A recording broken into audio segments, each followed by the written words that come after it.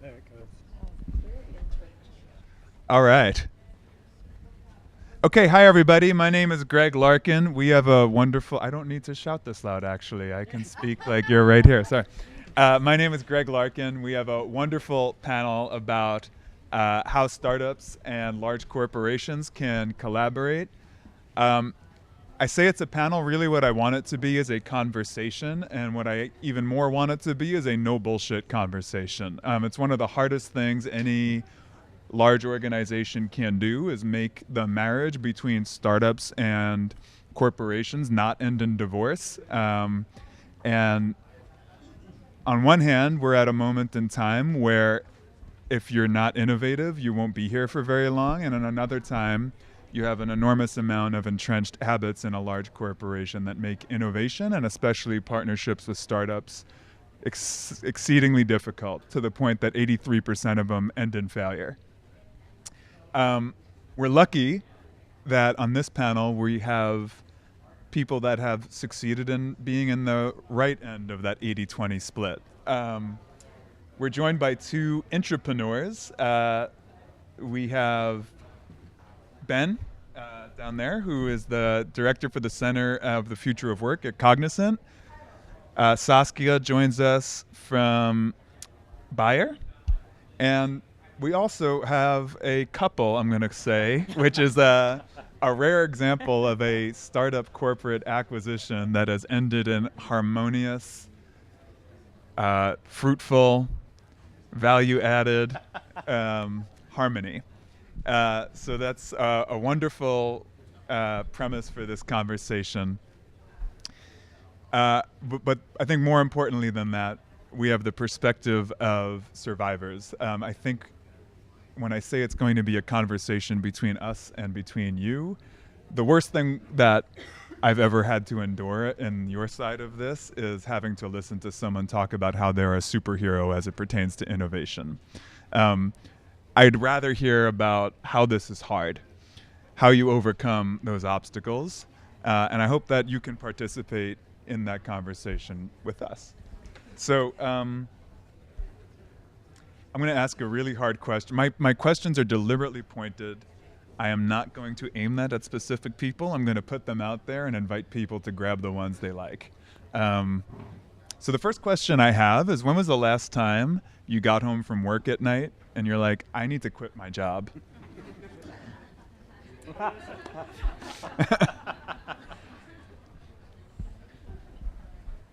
Well, I can. You want to start? No, you I can. Do you hear me? So yeah, I can start. Speaking of as a big corporation, there's just one word: approval process, which is. So we have a lot of great things, but in pharmaceuticals where I'm from, there's a lot of regulation. So we had a meeting actually on discussing the 14-step approval process for app as a medical device. So as you can imagine, all the people in the room were sitting there and saying, oh no, but we definitely need each and every one of these 14 steps. So I felt like I'm ready to shoot myself. But luckily we were able to kind of slim it down and really get everyone on the same page. But let's say at that night, I was like, what are we doing here? It's so complex, which shouldn't be. So we made progress, but that was definitely not one of the highlights I want to say of the year. So. Sure. So, I think on my end, it's probably an annual thing. And that's every that time of year when Cisco does our 5 to 10% haircut, where we just drop a bunch of people in our workforce. And it's disheartening. But the way we approach it is that Cisco, started networking space, and we're trying to reinvent ourselves constantly.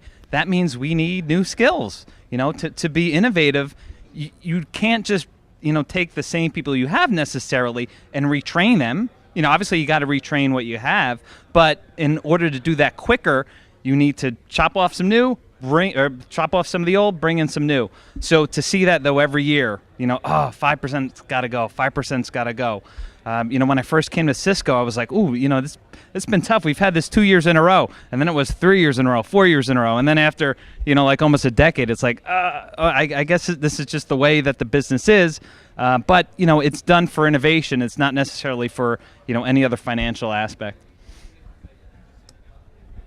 For me, it probably is this feeling on the days when I go home from work and I haven't been able to do it better, right? Like, I think when you get to the size where we are now, close to 2,000 people within the business unit, sometimes it takes a lot longer to be able to change something as opposed to kind of how it used to be. I joined Meraki when it was just around 200 people. And when we wanted to change something, we would stand by the coffee machine, we would talk about it, and then by Tuesday it would be different. Like, we could do that on Friday, and Tuesday, like, we had made a change and communicated that change, and everybody knew what was going to happen next. So I do think that sometimes, as a person that really likes to drive to impact, when I realize that the changes will take months and months as opposed to days, it does make me want to go home and pull out this very crazy hair and call it a day. But I think that's probably a feeling that most of us have, sort of working within a larger organization. How about you, Ben? When was the last time I wanted to be in the crying room? I hadn't heard that phrase before. I like that. It was quite cool. I don't want to sound smug, but it's quite a few years ago now. I think the last time I wanted to go into the crying room. It was when... Sound lucky, not smug. Well, I am, I think, very lucky. My little punchline is the future of work is not work. And I don't work very much. So, because I love what I do. So, but the last time, a little anecdote, little story, I used to work for a company called Gartner. I don't know whether people, some of the tech people know Gartner. I was an analyst with Gartner for many years, and I interviewed the CEO of Salesforce, Mark Benioff, live on stage at the symposium, the Gartner Symposium, which is a big show every year. So a room like this, but with 9,995 more people in it. And Mark Benioff wasn't very nice to me on the stage. He tore me apart. So I ran off after that, and I wanted to cry. So it was, but I survived. You always learn. You learn more from being beaten up than you learn more from the bad days than you do from the good days. Are you asking me to get you to? No, I'm kidding. Is that that's your challenge. So when you do have those moments, what's the recovery time and what's the recovery process? It's a great question. I think that's one of the key attributes of the future of work is resilience. I mean, you know, anybody who's been around in any process, doing anything for any length of time, you know that old punchline, it's no, no, no, no, no, no, no, no, no, no, yes. You've got to go through a lot of no's to get to the yes. And the resilience, that ability to get up from the no, I think is a crucial differentiator for those people who succeed and those people who fail. Yeah. Another famous Englishman, Winston Churchill, once said that success is going from one failure to another without any loss of enthusiasm. And I think that's very true. Yeah. So maybe what I would add, the way I go through these sometimes endless, what I just mentioned, approval structures and so on, I actually spend a lot of time with patients or the people we're doing these things for. And when you are in a clinic or when you're out there and you see really patients there, you see the parents and you see how our treatments actually help them, that actually energizes me because it tells me, yes, you're going through all that stuff and oh my God, the internet and so on. However, in the end, this will change the life of someone and help them. So that's actually what helps me a lot, and specifically on these days which are not so easy. So that makes the recovery time, I want to say, very easy. So that next day I'm like, okay, but still we need to get the app out there to help them. We need to get the treatment out there. So I want to say, why are you doing it is kind of, instead of focusing on the what and how, but why, that's actually helping me a lot. I guess the question I have for Cisco and Cisco Meraki is, what are the aspects of startup life that you had to leave behind that you think back on and wish you could bring with you? That's more toward Denise, I suppose. Sure, yeah, no, for sure. We used to have beer in the fridge. No, we do not have beer in the fridge anymore. Now you have non-alcoholic beer in the fridge. We have all the flavors of any version of sparkling water you could possibly imagine. But all kidding aside, I sometimes it's hard for me to dissect how much of it is leaving behind because of joining a larger organization or how much of it is just leaving behind because of scale, right? Again, when I joined, we were much smaller. We sort of were sitting in a moment where we had really intimate relationships with each other, right? Like you could know 100 people really well, and there were only 200 of us, so chances are you knew 50% of the people really well, right? And I think that's sort of what we've had to learn to grow into is a different way of creating community and a different way of creating team.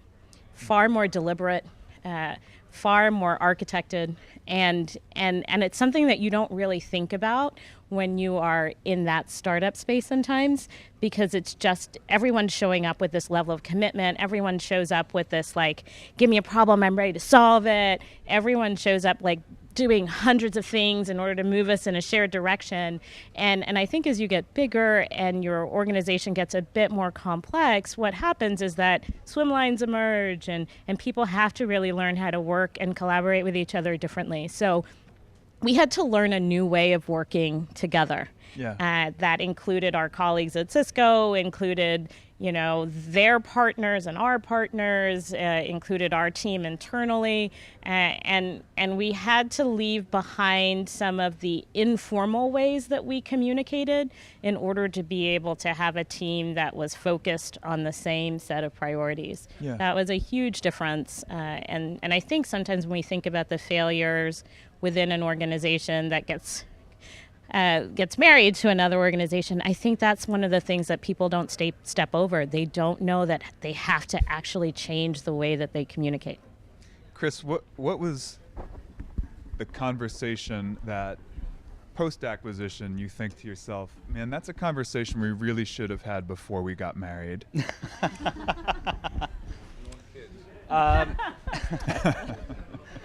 Yeah, no, so that's a good one. So Cisco, obviously Meraki is not our only acquisition, so you're okay if I kind of vamp on over just other acquisitions. Yeah. So, a while back, Cisco got the great idea, hey, let's get into the consumer space.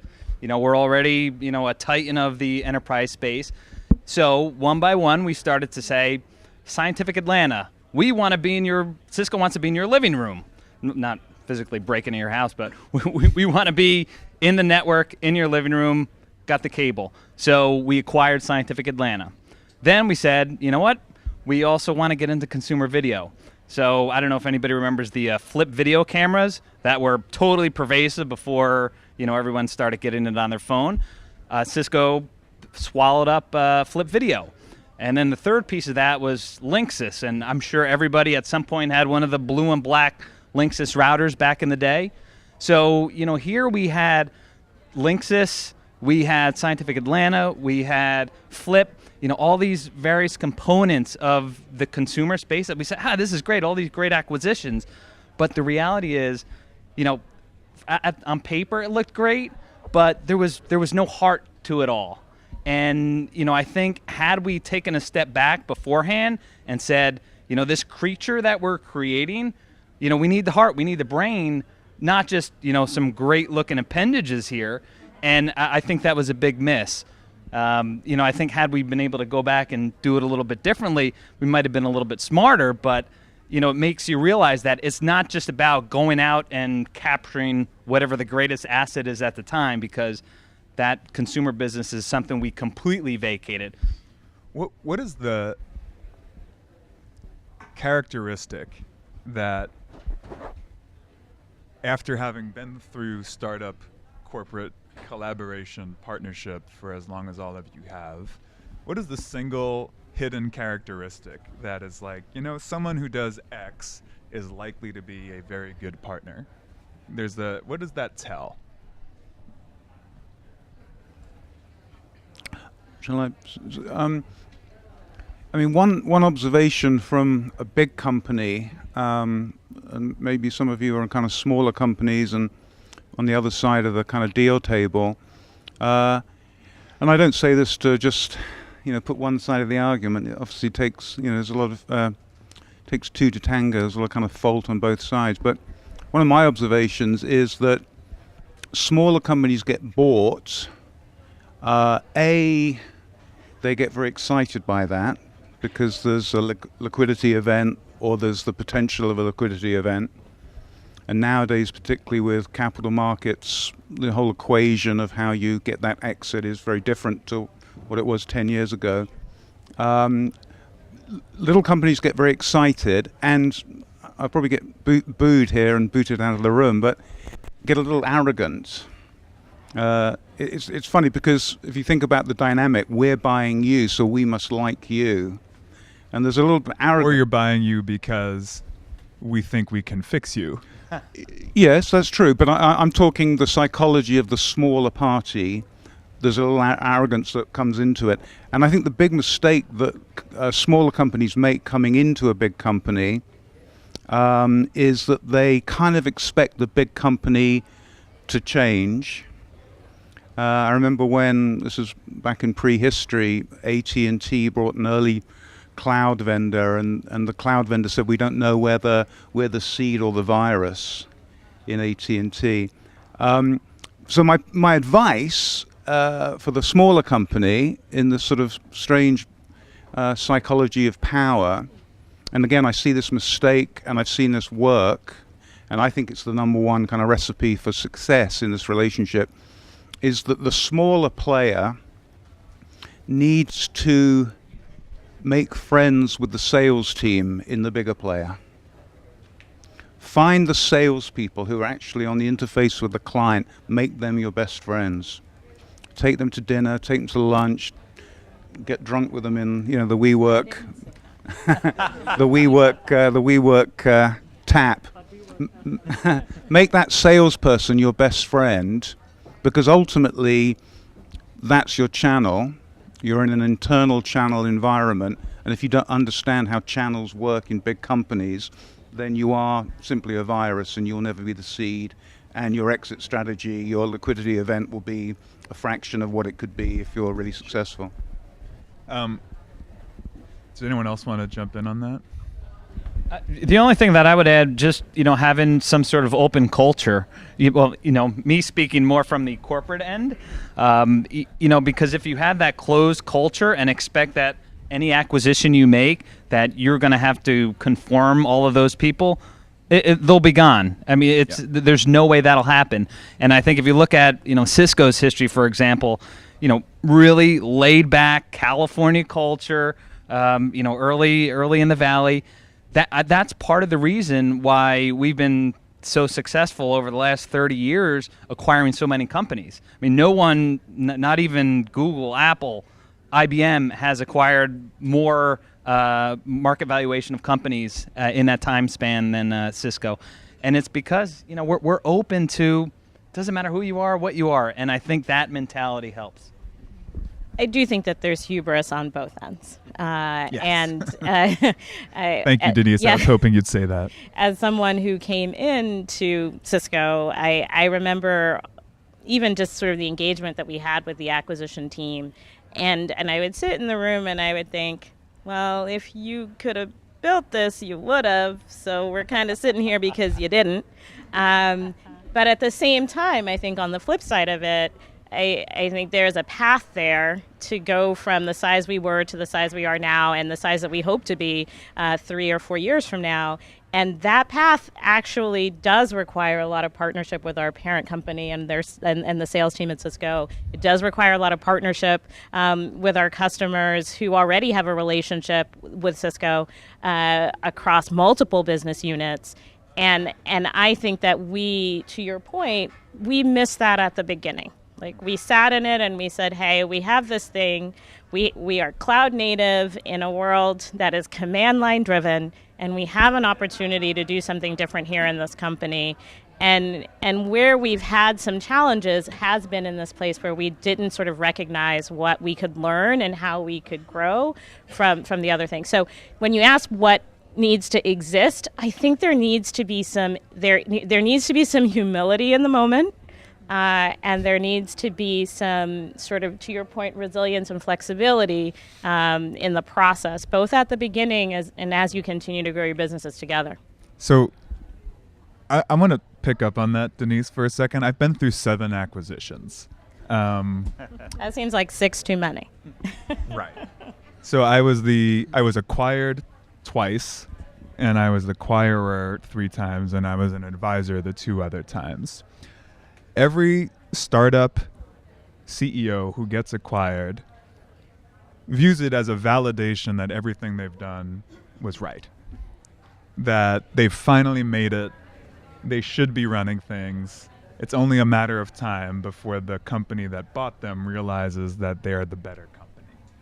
And it's this event that you're, as a startup founder, it's drilled into you. That is the definition of success. And then you fast forward a few years, and every one of those founders wishes either that it didn't happen or that they could go back and do it completely differently. How do you overcome that? Because and the flip, there's a corporate corollary to that, which is that the teams within large corporations that acquire startups very often are made up of investment bankers, which have nothing to do with the operation of the actual company. The value of an investment banker is figuring out how you're going to acquire an asset and run it better than it could have been run before you acquired it. So there's this inherent built-in system inside of a large corporate acquirer which treats any acquisition like a distressed asset, whether it's true or not. So you have this sort of dual hubris going into it. The premise of the acquisition from both sides is sort of, it sets it up for an inherent clash of titans, or it's certainly a clash of narcissists is maybe a better way to say that. And how do you dispel those myths? What's the date you can go on before you get married that lets you know whether you can actually have the humility that you just identified?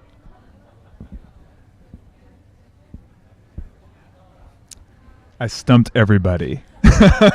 Seems like we're all stuck. Well, I'll give some thoughts. Any investment bankers in the room? Ex-investment banker, but Then we can trash the vampire squids then. No, you're absolutely right. I mean, a deal's a deal to them. They want deals. That's what they're set up to do, make deals. Whether they work, whether they don't work, well, there's probably a kicker in the contract downstream if it works, but that's gravy, and we can live without that gravy because we did so well in the meat in the front end. right. So no, this is a great learning curve for companies as they grow. Small companies to medium-sized companies to big companies. You guys, Cisco, obviously have got one of the best track records, but have had lots of bumps along the way as well.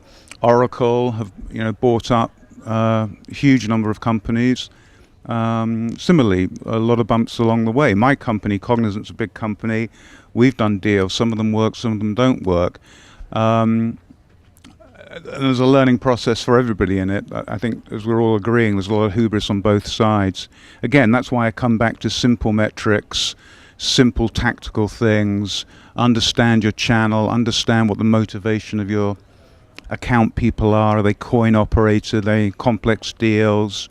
Doing the deal isn't the end, it's the beginning of another whole stage. And if you don't think about it in that way, if you're already beginning to think about the 911 you're going to buy, or the place in Maui you're going to buy, that blows people's heads up, and that's how big deals go wrong typically.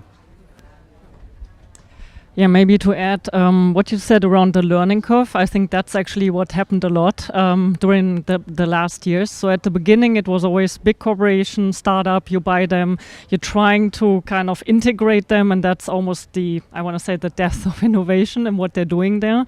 And you very rapidly lose the best people, like you just said. So I think it starts with, first of all, mutual respect to understand, as you said earlier, the startup can do something you obviously can't do as a bigger company. On the other hand, as a bigger company, you can scale. I mean, you have like 52 countries, you have the offices, you have, as you said, the sales force, like all the channels. So now the big question is, how do we, as I said, go enter a happy marriage here, so to say? And what we learned is, first of all, we need to be very open to understand there is two different cultures. And we need to understand that they are also, when it comes in terms of speed, completely different thing. So how can we do actually this mixture of preserving what they have, yet taking this what they have as an asset and then scale it, so to say. And what we found is a mix of sometimes actually having them inside, like really as part of our company in a line organization, depending on what it is. Sometimes it's also wise to keep them separate and just say we don't, like really make the conscious decision to not get you in all our corporate world. And that's something where I think there's a lot more sensitivity on this. How do these both parties, how do we keep them happy? And I also have to say, even on the corporate side, I think at this point, at least coming now from also pharmaceutical or life sciences, they understand it's no longer us, the big company, you have research and then you have your stages and then your marketing team and you go on. That's just not flying anymore. That's just not. So open innovation, and I know it's a big buzzword, but I mean, I say it very consciously, and I really mean that. It needs to be the corporates, the startups, the service providers and so on coming together and understanding that there has been a lot, at least for us externally, trying to change the culture on our end. And that means sometimes little things where we change the way we, for example, no longer this whole email sending around. I mean, this is just so bad, so many emails. So saying, how do you do it when you're in your private life? I mean, you go on social media and have your platforms. So internally, we change it also towards that way, which is a culture. If you talk a startup, it's like Google Docs, Slack. I mean, that's how they work. So that you're not, oops, sorry, we don't have these systems, you can't do that. So that being said, that's just one part, this platform. The other one is then changing your IT department, that people actually know what DevOps is or something, so changing these pieces. So in a nutshell, what I want to say is I think it's sensitivity on both ends. The corporates definitely open up. They still have a way to go, but it starts changing. And I've seen that specifically in the last, I want to say, 4 to 5 years, given what you said earlier, the market pressure, and we simply, I mean, we're the big corporations. We need to move fast. There's no other way than coming together, and they open up significantly when it comes to changes. So I just wanted to add one thing. We had an interesting path into Cisco that is different than other people had. I think one of the things that our founders thought were really important was for us to continue to sit in an ecosystem where we operate in a bit of a closed loop. So we have a sales team and marketing and operations, like the whole sort of thing sits still together. From a Meraki perspective, we report one way for one part of the business and report another way at the very top for the other. For the sales team reports into the sales team. Everybody else reports into our engineering team. But we have a full ecosystem inside of Meraki still. And when you think about what that does for a team to show up within a team, it really made that landing within a larger organization feel easier. I mean, I've only done this twice, and the second time felt a lot easier because we were landing together. There was some acknowledgement that the way that we worked together was good for the business, and we were able to continue to do those things. So I think, again, the flexibility of the acquisition moment, especially for organizations that do a lot of them, is really important. And for those of you that are acquiring companies, like being able to step back and say, hey, every single one of these things is different. Every single one of these leadership teams is different, and I can't have a prescriptive approach to bringing them into my company. And I think that's one of the critiques that we had and our founders had going into the process with Cisco was they wanted it to be different because they felt like that difference was going to be important to the long-term success of the organization. And to Cisco's credit, they were willing to do it. And the more that happens, I think then you can actually set a business up to be successful as long as, you know, it continues to meet the goals that you have for the return on the investment and also for like what you feel like the market share can be for that particular part of your company. but like you got to show up and not think that this is a cookie cutter kind of thing, and like throw the same people and the same processes and bring out your forms and all of that stuff. Like, I think that's the kiss of death on companies that do a lot of acquiring, is that they feel like it's just, oh, here are 50 steps, let's go do it against this one and let's go do it against the other one. People don't get set up for success that way. So that dovetails into a question from the audience, which is, I think it's geared toward the startup side of it, but if you were to say which skills are most important for a startup to, in the way that they innovate, in a way that leads to or creates a successful collaboration with a corporate partner, what are you looking for? What do you want? How do you want to see that startup innovates and does its business operates? That tells you, yeah, this is a company we can work with. Well, from the Cisco side, everything that we do is virtual collaboration. Our messaging, our calling, our meetings, everything is virtual. In fact, I work out of my house 5 days a week. My business card says teleworker, and so does probably 75% of people at Cisco, minus the people out in San Jose. But that characteristic, being able to collaborate virtually, it's an essential component of work.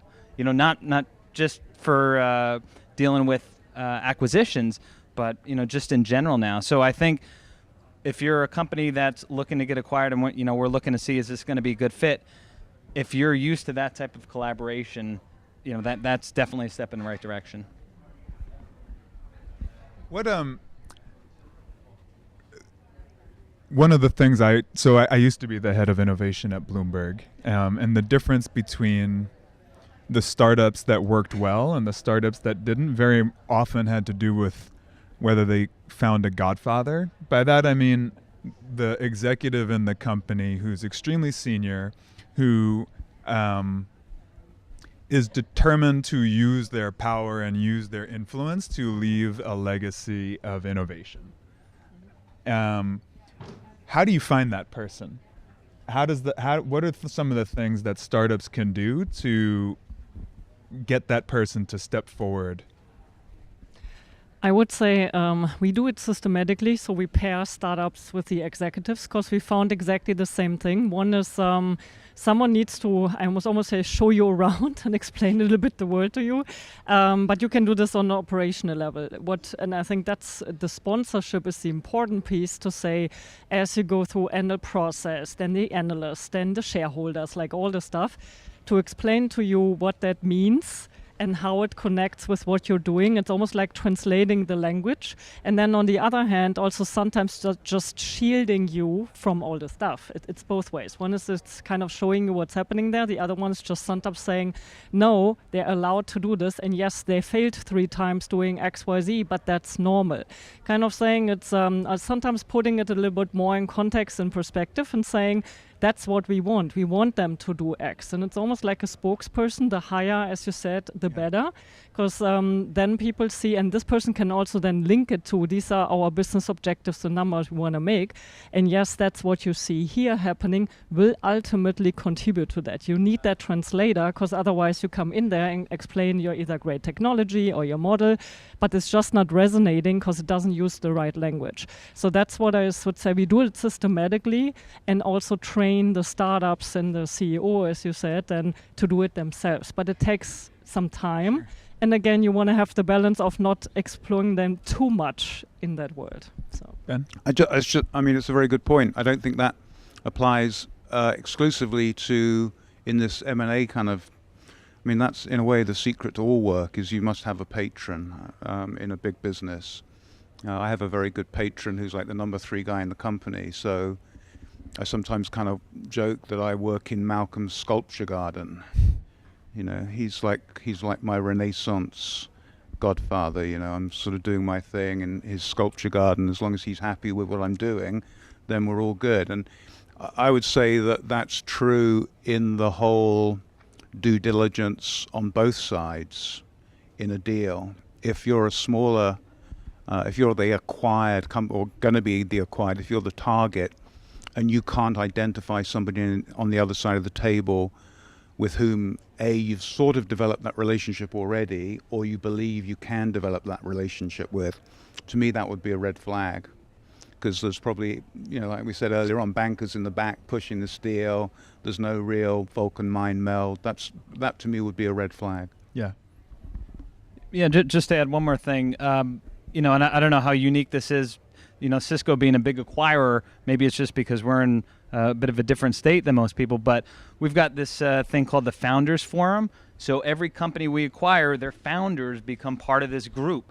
And the whole point is, even though we're bringing in these companies, we don't just want to have them assimilate and then, you lose all that spirit and all that energy.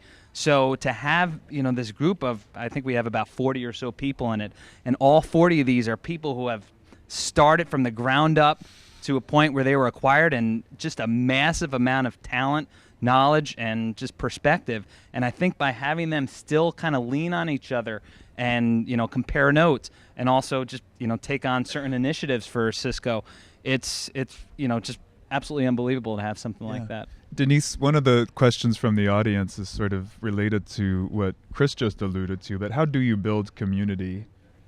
What are some of the steps in a concrete framework that help you build community with like-minded pirates when you're on the inside of a big company? I think we start with what type of team we want to be a part of. And we spent a decent amount of time in the last year really trying to articulate that. And we have a set of principles or operating principles that we use to guide our team.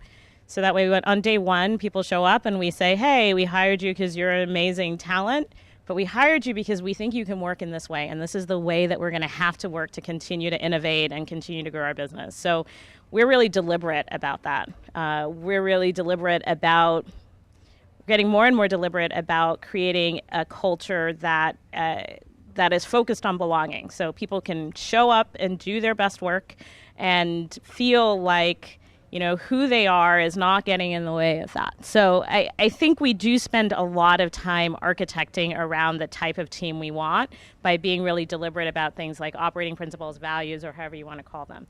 The other thing that I think we are spending a lot of time thinking about is how we run our business and making it as transparent as we can in comparison to kind of how we were when we were smaller. We spend a lot of time talking to the team about where we're going. We spend a lot of time talking to leadership, bringing the leadership team together to talk about where we're going. And in the past, we would have probably looked at that and said, oh, total waste of time. Look at all those town halls. Why are they having them? Useless, big company, blah, blah, blah. And now we're really understanding the power of getting everybody on the same page. And we spend a lot of time thinking about that, and we spend a lot of time executing against it. What the employee feels on the back end or the team member feels like is oh, I got 30 minutes worth of information, but we are trying to stitch that information, those pieces of information together to move our business forward.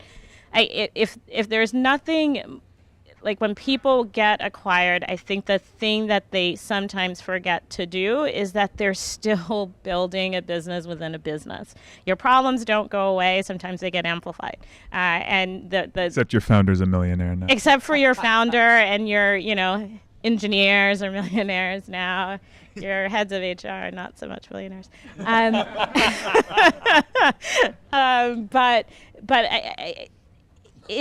You still have to do that within a larger organization.